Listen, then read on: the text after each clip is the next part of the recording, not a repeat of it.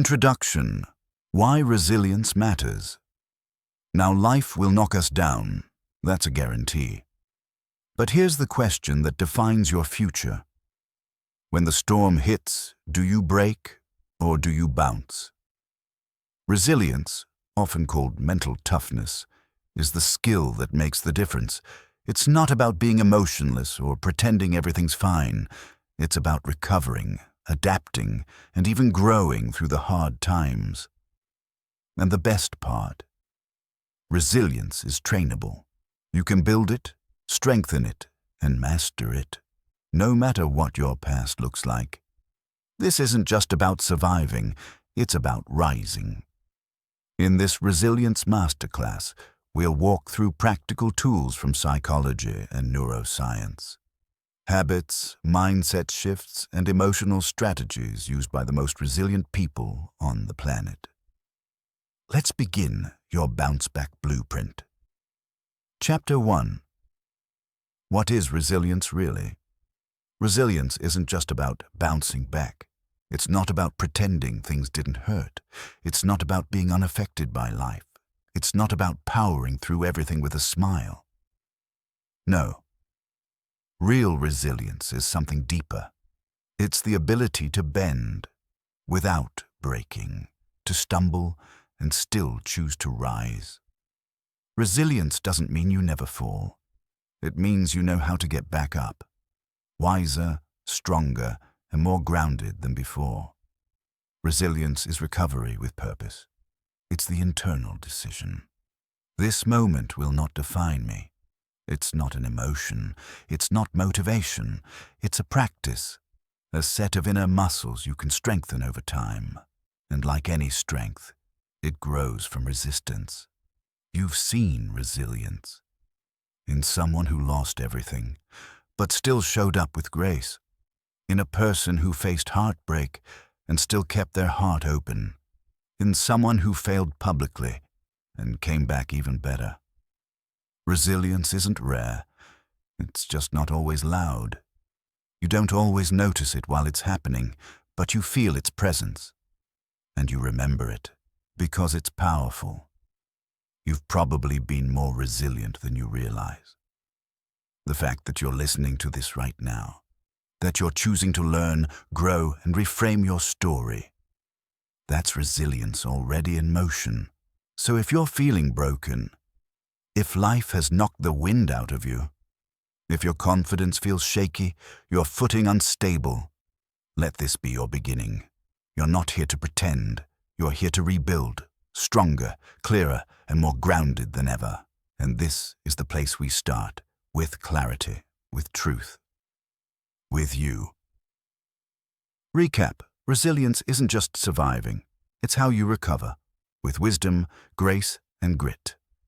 If this chapter landed with you, follow or subscribe so you don't miss what's next. Each one is designed to help you rebuild, not just bounce back, but rise stronger. Chapter 2. The Bounce Back Cycle. Resilience isn't just a moment, it's a cycle. It begins when something knocks you down. A loss, a failure, a betrayal, a blow to your confidence. Your nervous system reacts. Your mind scrambles for meaning. And then, if you're conscious, you begin the recovery loop. There are 4 parts. Face, feel, frame, forward. Let's walk through them. First, face. Before anything can heal, it must be seen. Avoidance delays resilience. You can't bounce back from a reality you refuse to face. So what happened? What's true about the situation? What's true about how it affected you? This isn't about blaming yourself or others. It's about naming the moment. Because what you don't name, you carry in silence. Second, feel. Resilience does not mean suppressing emotion. In fact, the more you repress, the more power those feelings have. To bounce back well, you must allow yourself to feel, even if just for a short time. Sadness, shame, fear, anger, grief. They don't weaken you. They are part of you returning to wholeness. Let yourself feel. then let the wave pass. Third, frame. This is where you reclaim your narrative. You ask yourself, what does this mean? Not in the spiritual sense, unless that helps you, but in the identity sense. What does this experience say about who you are? If you let the default script run, it might say, I'm a failure. I wasn't good enough. This always happens to me. But if you pause, breathe, and choose a more empowering frame, it could become, I showed up. I learned something hard and valuable. I am becoming stronger. The story you choose affects your next step. And finally, forward. Resilience becomes real when you re-engage. You make the next move. It might be a small act of courage, getting out of bed, making the call, taking the next step forward, even if your knees shake. Forward is not always bold. Sometimes it's quiet and shaky, but it's always powerful, because moving forward says, this didn't end me. I'm still becoming. Face, feel, frame, forward. That's the cycle. You don't have to master it all at once. Just know the map exists, and you can step into it any time. Recap. Resilience isn't denial. It's conscious recovery. One step, one truth, one reframed story at a time. Chapter 3. Emotional endurance. Resilience is more than a single comeback. It's about staying in the ring, round after round, without losing yourself. That's emotional endurance. Anyone can bounce back once. But what about the third time? The fifth time? When the hits keep coming and there's no applause? Just silence. That's when resilience turns inward and emotional endurance takes over. So what is it? Emotional endurance is the ability to hold tension without collapsing, to feel fear and keep breathing, to feel doubt and keep moving, to be in pain and not self-destruct. It doesn't mean pretending you're fine. It means staying steady while you're not. And that's a practice. Let's look at 3 ways to build emotional endurance. 1. Regulate, don't suppress. Suppression is shoving emotion down. Regulation is staying with the feeling without letting it take control. This might look like taking a walk to clear adrenaline. Naming the emotion out loud. I'm angry right now. Breathing deeply for 60 seconds instead of reacting. These micro habits give your nervous system a signal. I'm still safe. I can feel this without falling apart. 2. Widen the perspective. Pain shrinks your focus. You start believing this moment is everything, this failure, this rejection, this loss. But zoom out. Ask, will this matter in a year? What would I say to a friend going through this? What else is still true about me, even in this? Perspective doesn't erase pain, but it puts it in context. And context builds endurance. 3. Fortify the inner voice. In hard moments, the loudest voice is often your own. If that voice says, you're weak, you can't do this, you always mess it up, you'll burn out faster, not because of the world, but because of yourself. So train your voice to sound like a mentor, not a bully. Say, this is hard, but I've done hard things before. I'm learning. I'm still here, and that matters. Endurance isn't about pushing through blindly. It's about pacing, perspective, and permission to feel, without giving up. It's about holding the weight without letting it crush you. You don't need to run full speed, you just need to keep going. Even a slow walk forward is resilience. Chapter 4. Building your baseline. Resilience doesn't begin in crisis. It begins before it, in your baseline. Your baseline is your everyday inner state. The thoughts you think, the habits you repeat, the way you carry yourself when nothing dramatic is happening. Because here's the truth. When life knocks you down, you don't rise to the occasion. You fall to the level of your baseline. That's why elite athletes train fundamentals, why artists return to scales and sketchbooks, why emotionally strong people build mental fitness on ordinary days. Your baseline determines your bounce back. So how do you build it? Let's focus on 3 areas. 1. Daily grounding rituals. These are small, repeatable actions that bring you back to center. Examples: journaling 1 sentence each morning. Today, I will handle with calm. A 5-minute walk without your phone, just to breathe. Drinking water, stretching, or repeating a grounding phrase like, "I've got this." These aren't big events. They're daily deposits into your resilience account. 2. Mental hygiene. Just like you brush your teeth, you must clean your mind. That means catching catastrophic thoughts before they spiral. Reframing with language like, "This is temporary," or "I'll figure it out." Unfollowing accounts or inputs that make you feel powerless. A healthy mind isn't built by accident. It's protected on purpose. 3. Micro resets throughout the day. Stress stacks. If you don't reset, you carry it all into your next moment. Try a deep breath between meetings. A mental check-in. What am I feeling? What do I need? Pausing before replying when triggered. These micro moments recalibrate your nervous system. They keep your baseline from drifting into chaos. You don't build resilience in a dramatic overnight transformation. You build it in small, repeated choices, brick by brick, practice by practice, each one shaping the ground you stand on when life gets shaky. Build your baseline now, so when the storm comes, you already have shelter within. Chapter 5. The 5 stages of resilience.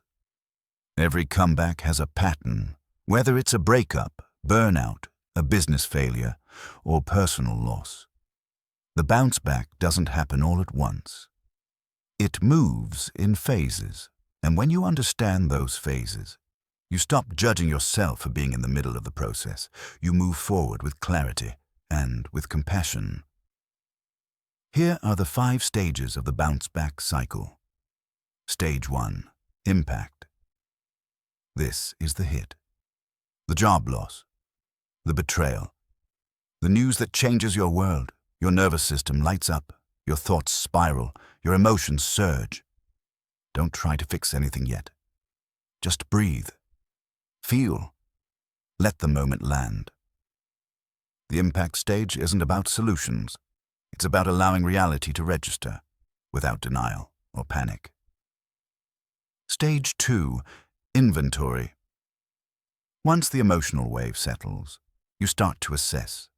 Ask yourself, what happened exactly? What do I still control? What resources or support do I need? You're shifting from overwhelm to ownership. This is the first sign of internal movement. Stage 3. Interpretation. Now comes the most important question. What story will I tell about this? Be careful here, because the story you choose will shape your recovery. If you default to, "This proves I'm not good enough," you'll shut down. But if you choose, "This is one hard chapter, not the whole book," you'll keep turning the page. Your interpretation becomes your internal compass. Stage 4. Initiative. This is where you move again, even if it's small, not heroics, not hustle, just the next brave step. Sending the email, going for the walk, asking for help, making the bed. These are not just tasks, they are declarations. I'm still here, and I can still choose. Stage 5. Integration. This is where resilience becomes identity. You've processed the pain, you've rewritten the story, and you've begun to live from strength, not just survival.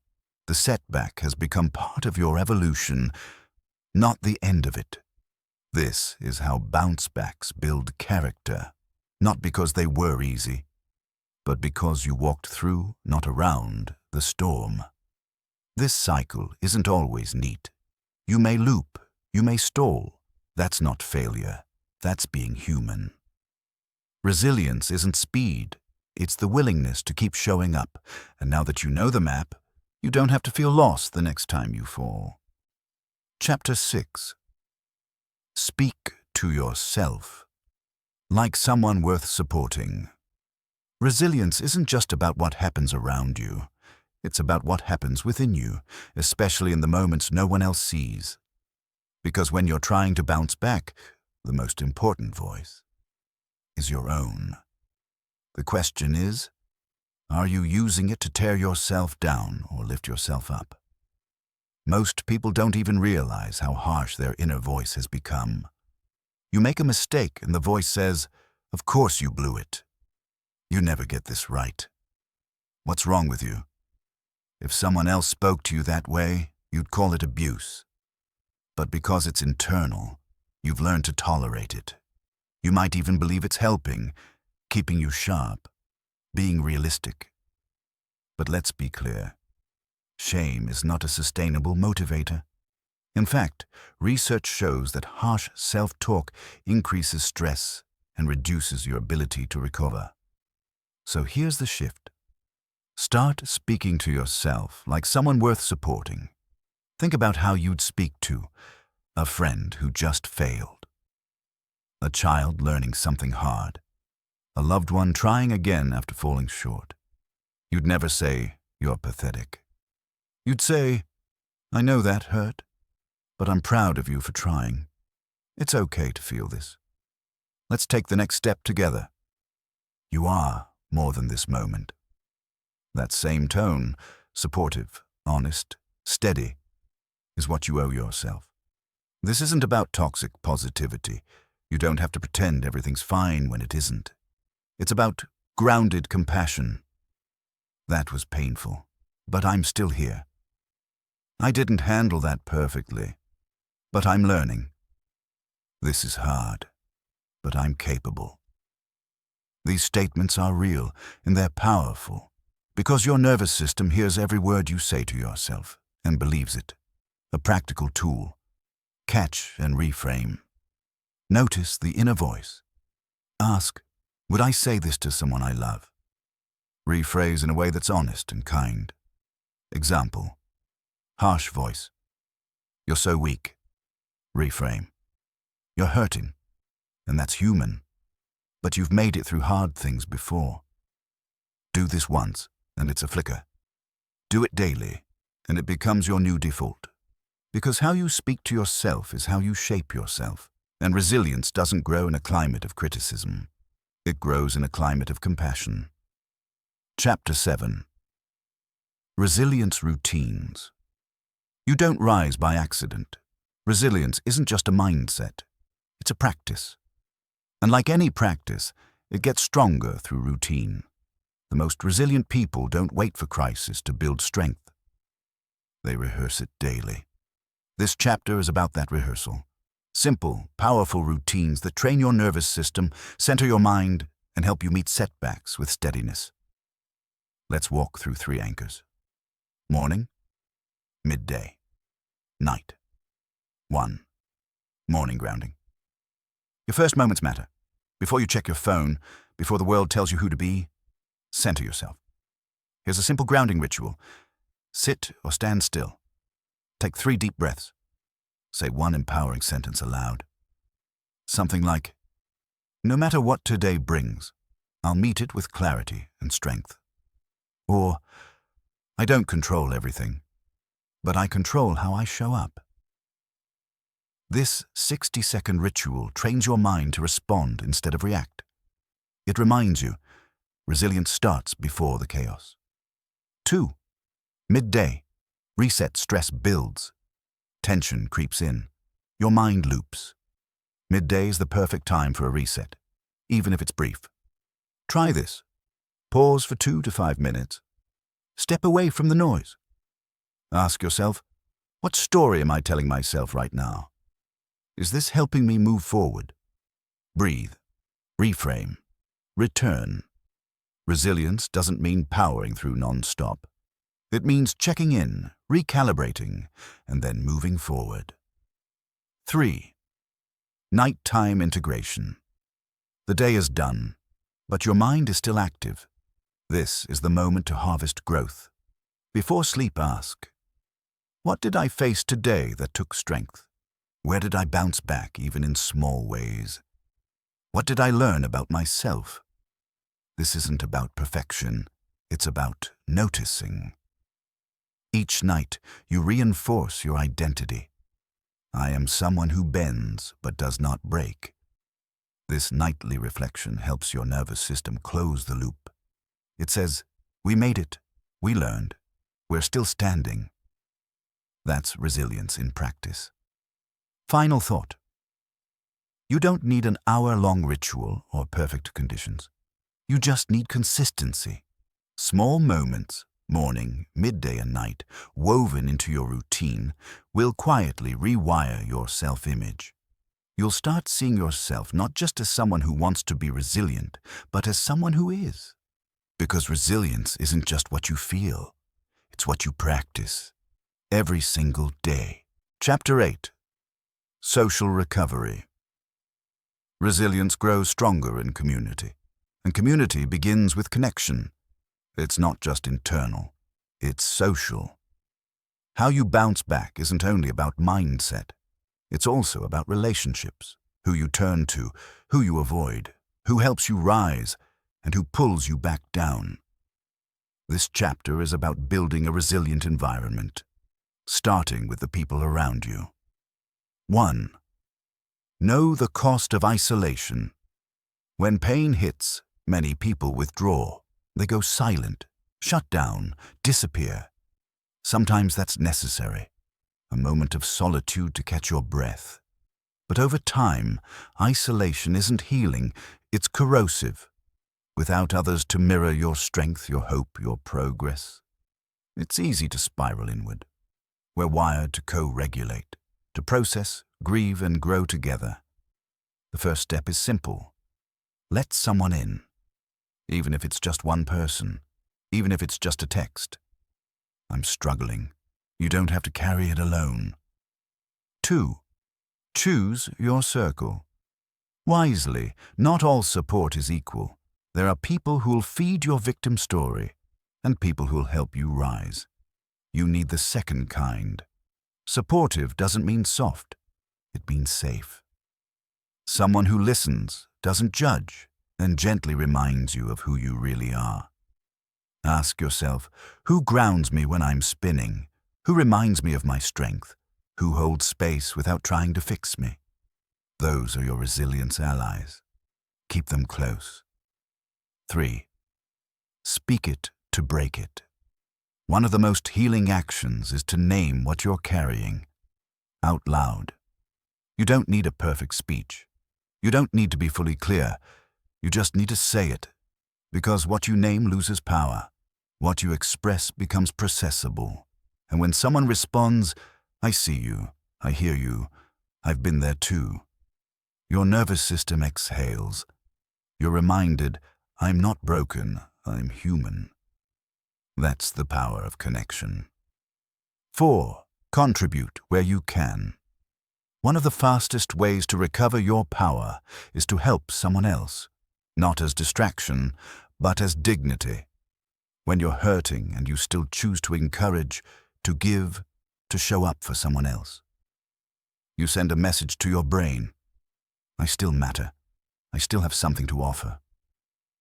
And that rewires your story, from victim to contributor. Even small acts count. A kind message, a shared story, a moment of presence. You're not just healing, you're participating in the healing of others. That's resilience at its highest level. Final thought. You're not meant to bounce back alone. Your strength is yours, yes. But it's also reflected, reinforced, and remembered through the people you trust. So don't just build inner resilience, build social resilience. Find the voices that lift you, the arms that hold you, the spaces where your healing is not only possible, but welcome. Chapter 9. Resilience and Identity. Every time you bounce back, something deeper is happening. You're not just recovering from a setback. You're rewriting your self-concept. You're proving to yourself what kind of person you are. And over time, those proofs accumulate into identity. Resilience isn't just something you do. It becomes something you are. Each time you rise from disappointment, each time you face a hard truth, each time you keep going, even with shaky hands, you tell your mind, I'm someone who gets back up. That's identity. Not the motivational kind, but the real kind. The kind built from experience. The kind that sticks because it's been tested. What you believe about you matters. If you believe, I'm fragile. I always fall apart. I'm not built for this. Then in moments of struggle, your system will look for ways to confirm that. But if you begin to adopt, I can bend without breaking. I've made it through before. I don't crumble, I recalibrate. Then that becomes your baseline belief, even before the next challenge hits. Resilience isn't just reaction. It's pre-installed confidence. It's what lets you say, no matter what happens, I know who I am. And when that's true, you become harder to shake. Because your identity isn't tied to outcomes. It's tied to character. It's rooted in values. Proof builds confidence. Confidence doesn't come from wishing. It comes from witnessing yourself overcome again and again. Look back. You've already made it through things you once thought would break you. What does that say about you? What if that was your identity? I'm the one who bounces back. Let that label stick. It's not just a description, it's a decision. Final thought. You become who you repeatedly prove yourself to be. Not who others say you are, not who you were 10 years ago, not who fear says you'll stay.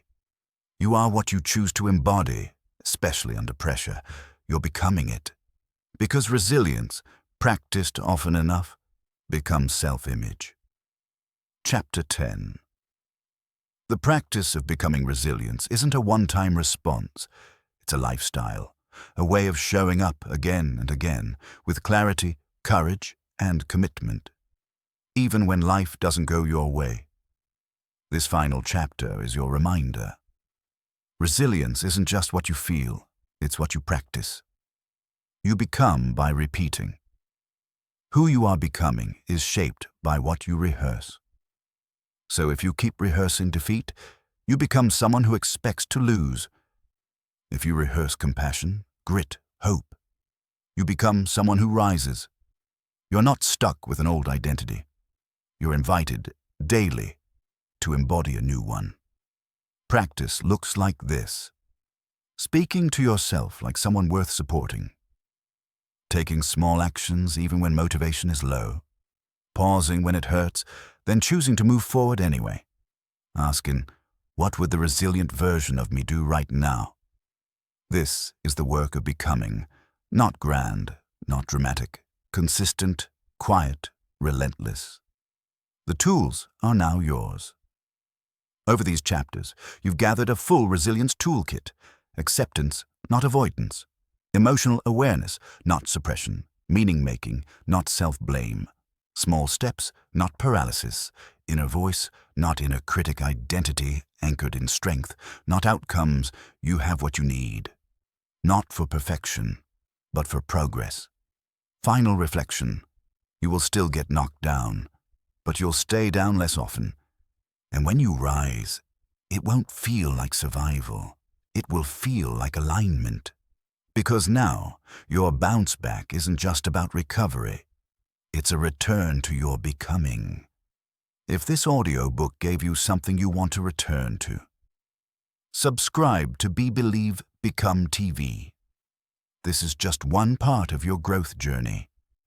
More chapters, more mindset tools, more ways to become who you're meant to be. Until next time, keep showing up.